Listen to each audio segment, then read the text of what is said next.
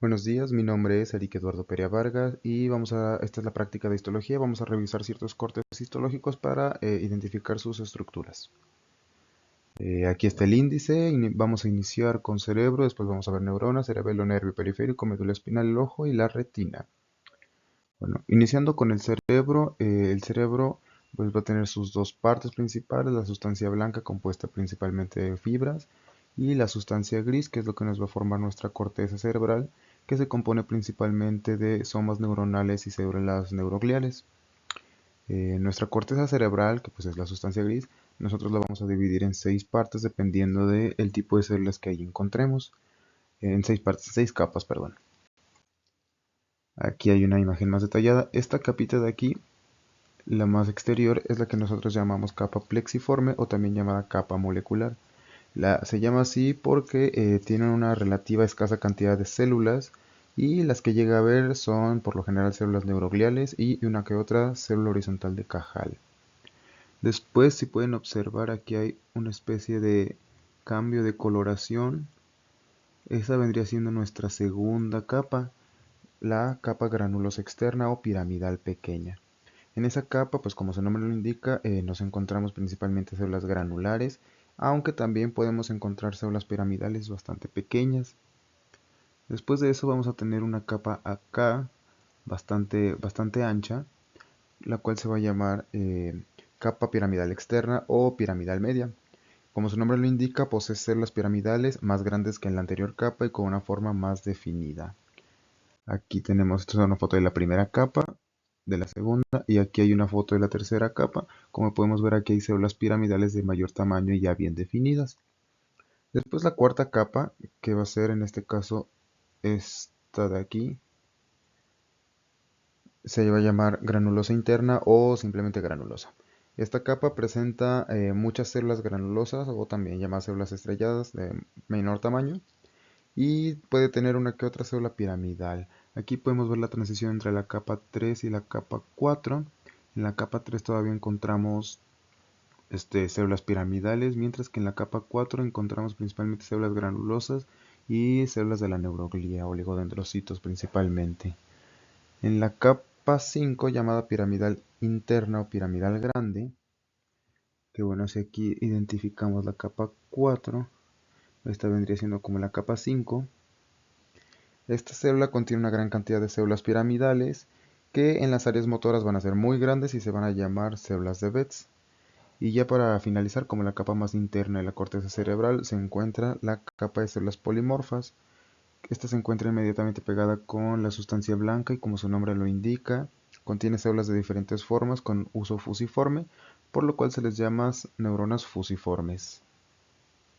Ahora vamos a ver más o menos la estructura de una neurona. Aquí en esta imagen que que tomamos con mi equipo, podemos observar el soma o pericarium, que pues viene siendo el centro metabólico de la neurona.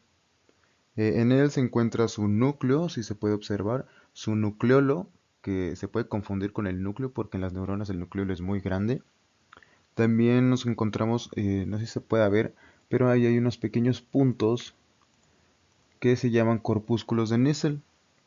Estos corpúsculos básicamente son el contenido ribosómico de la neurona, que pues cada uno corresponde a una pila de retículo endoplasmático.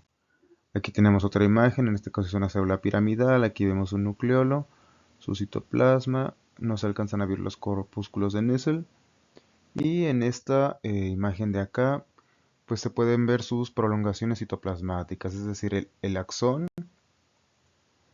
y la arborización de las dendritas. En este caso, esta es una célula de Purkinje. Muy bien, ahora vamos a hablar del cerebelo y de las 3 capas que conforman la corteza cerebelar. Para empezar, tenemos que recordar que el cerebelo pues, es un órgano del encéfalo ubicado por debajo y por detrás del cerebro. Sirve para la coordinación de movimientos voluntarios, así como la función corporal en el mantenimiento de la postura. Se compone, al igual que el cerebro, de una sustancia blanca y una sustancia gris. Y al igual que el cerebro, la sustancia gris se encuentra en el exterior, formando lo que es la corteza cerebelar. Eh, Solo que a diferencia del cerebro, aquí no va a tener 6 capas, únicamente va a tener 3. La más externa, la llamada capa plexiforme o capa molecular, es esta que se ve aquí. Es muy eosinófila, contiene muy poquita celularidad y principalmente tiene células de sostén y las prolongaciones citoplasmáticas de las células de Purkinje. Estas células se van a encontrar en la siguiente capa. Aquí específicamente, esta vendría siendo la capa número 2. Bueno, con estas células. Esta pues es la capa intermedia o capa de células de Purkinje. ¿Por qué? Porque aquí se encuentran estas células que son células, neuronas motoras, por así decirlo, con una que otra célula neuroglial. Ya en la parte más interna, aquí encontramos lo que es la capa granulosa, que pues como su nombre lo dice, se trata principalmente de células granulosas, aunque también tiene mucha cantidad de células neurogliales. Aquí en esta imagen que se usó inmunofluorescencia, las dendritas de las células de Purkinje se tintan de color verde. Podemos ver cómo estas ocupan prácticamente toda la capa externa, la capa plexiforme.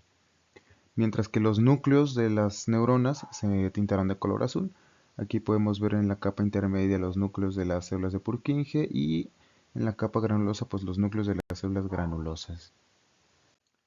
Esta es una foto que tomamos en la universidad. Aquí podemos encontrar células de Purkinje y pues, a sus lados la capa granulosa y la capa plexiforme molecular.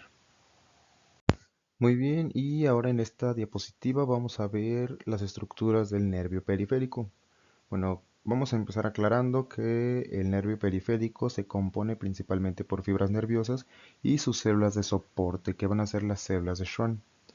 Recordemos que aquí no serían oligodendrocitos los que mielinizan los axones, sino que serían las células de Schwann, porque los oligodendrocitos son únicamente del sistema nervioso central y ahorita estamos en sistema nervioso periférico.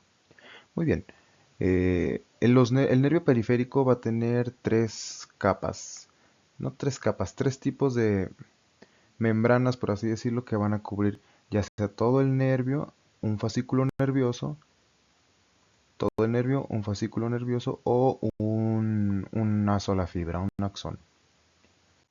En la capa más grande y la que va a recubrir a todo el nervio es el epineuro. Esta se trata de tejido conjuntivo denso irregular. Como ya dije, rodea todo el nervio periférico y también llena los espacios entre los fascículos nerviosos. En los nervios más grandes aquí podemos encontrar tejido adiposo. Después, la membrana que rodea a cada fascículo nervioso, pues en este caso vendría siendo el perineuro. Este es tejido conjuntivo especializado que, pues como ya mencioné, rodea todo el fascículo y también tiene una función muy importante que es que contribuye a la formación de la barrera hematonerviosa. Después, yéndonos más a fondo, tenemos lo que es el endoneuro, es la membrana más interna y se encarga de rodear a cada fibra nerviosa. Aquí es donde se encuentran las células de Schwann, que de hecho van a ser las encargadas de crear las fibras de colágeno para pues, la creación del endoneuro. Cabe aclarar que es tejido conjuntivo laxo. Aquí se pueden ver eh, los nervios. Esto blanquecino vendría siendo la mielina. Aquí podemos ver las células de Schwann, que van a estar encargadas pues de tanto de crear la mielina como de crear las fibras del endoneuro. Muy bien, ahora que ya hablamos del nervio periférico, vamos a dar una breve explicación sobre las estructuras más evidentes en la médula espinal.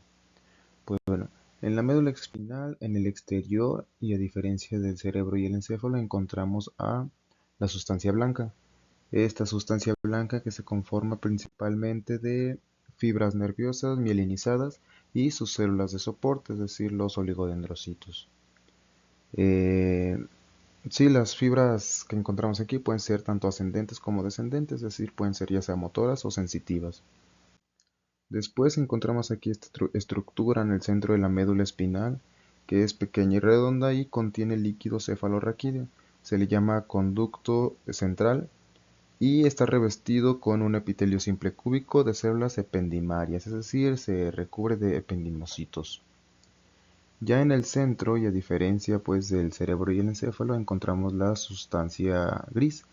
Esta va a contener los somas neuronales y va a formar esta estructura en forma de H o en forma de mariposa, con 4 astas o cuernos visibles que pues tenemos 2 anteriores y 2 posteriores.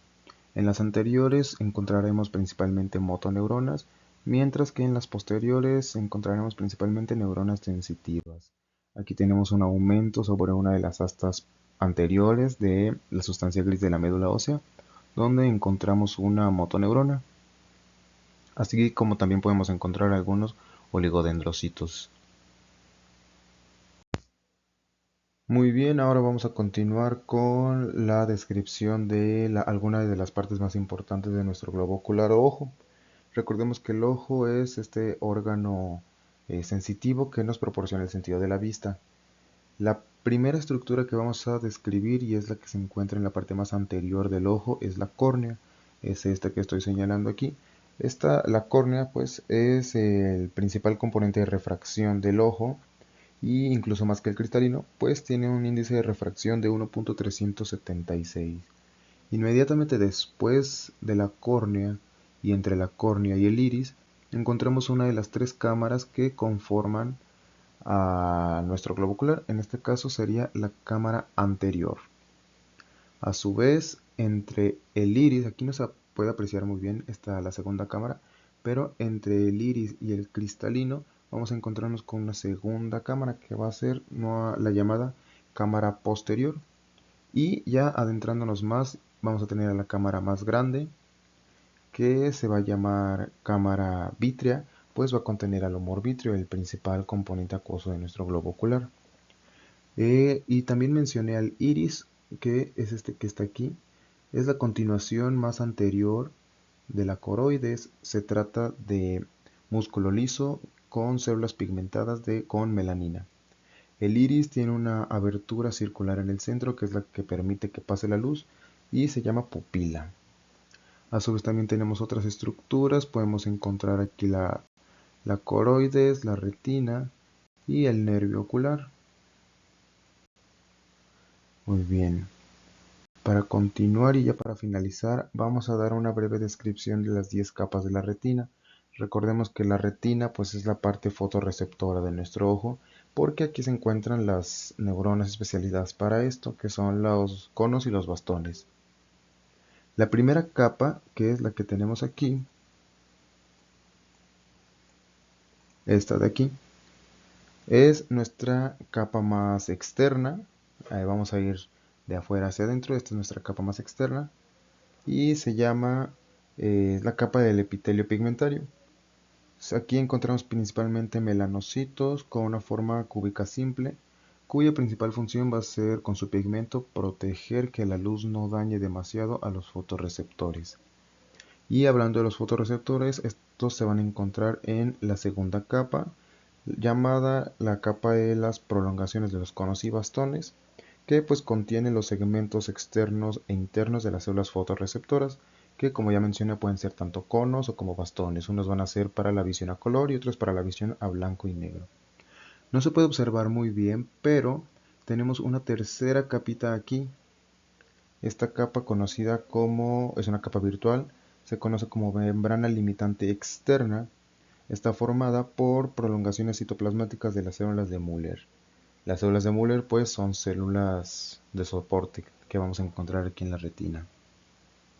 Nuestra cuarta capa, esta de aquí que podemos ver muchos núcleos, se llama capa nuclear externa. Contiene los cuerpos celulares de los conos y los bastones.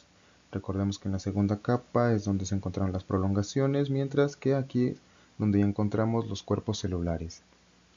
Tenemos también una quinta capa, esta de aquí, que es la capa plexiforme externa, que contiene las prolongaciones de las células fotorreceptoras, así como las células bipolares, amácrinas y bipolares.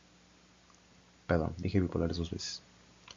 Vamos a tener una sexta capa aquí, que al igual que la de acá tiene muchos núcleos, por ende se va a llamar capa nuclear interna. Contiene los núcleos de las células horizontales, de las células amacrinas, las bipolares y las células de Müller.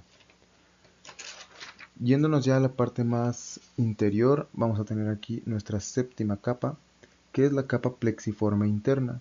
Esta capa contiene las prolongaciones de las células ganglionares de la próxima capa, que es esta de acá, que es la capa ganglionar. Como su nombre lo indica, posee células ganglionares que van a funcionar básicamente como interneuronas, cuyas prolongaciones van a estar en la séptima capa.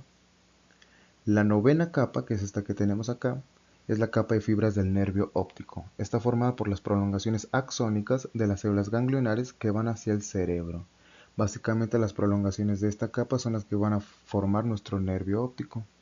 Y ya para finalizar tenemos nuestra última capa, también muy delgadita, virtual casi como la capa 3, que va a ser nuestra membrana limitante externa, perdón. Y pues bueno, eso sería todo. Aquí está la bibliografía de la cual saqué las imágenes y los conceptos. Muchas gracias.